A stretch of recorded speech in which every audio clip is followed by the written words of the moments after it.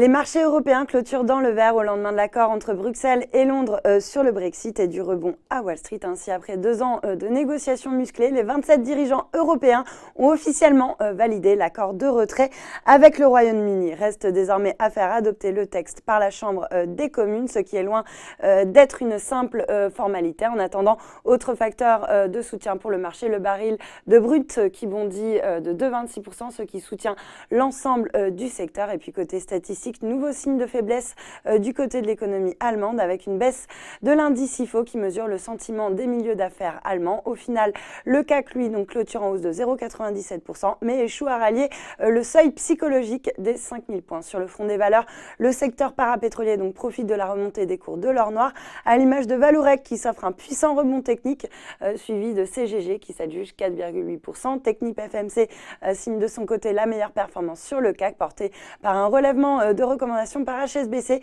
qui passe à maintenir contre réduire auparavant. Et puis Saint-Gobain bondit également de 4,06% après l'annonce d'un nouveau programme d'économie, d'une accélération de la rotation du portefeuille et la nomination de Benoît Bazin comme directeur général délégué.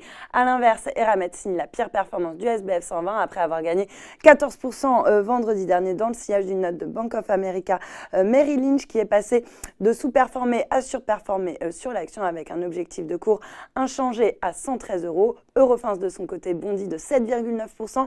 L'opérateur satellitaire profitant d'un relèvement de recommandations à acheter contre maintenir auparavant par Berenberg. À la baisse, Carrefour de son côté cède du terrain malgré l'annonce d'un partenariat qui a été conclu avec le leader du e-commerce en Afrique. Un partenariat qui est censé permettre au géant français de la distribution de renforcer sa présence sur le continent. Mais les investisseurs s'inquiètent d'une fin d'année potentiellement perturbée pour les distributeurs à cause du mouvement social des Gilets jaunes. Voilà, c'est tout pour ce soir, mais n'oubliez pas toute l'actu éco et finance est sur Boursorama.